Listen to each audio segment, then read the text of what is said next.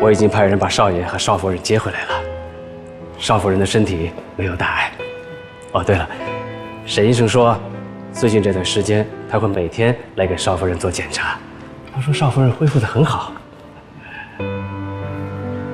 从楼梯上摔下来啊，可不是什么小事儿。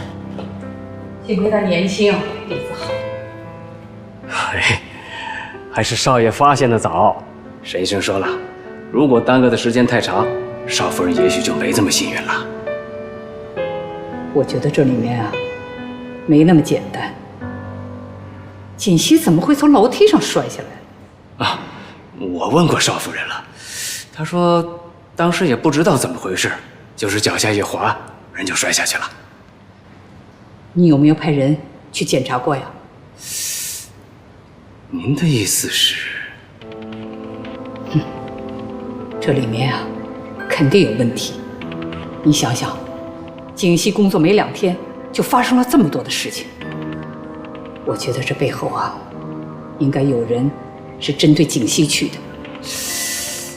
有这样的事儿？你让人去调查一下，看看锦溪啊，到底是因为什么原因受的伤。是。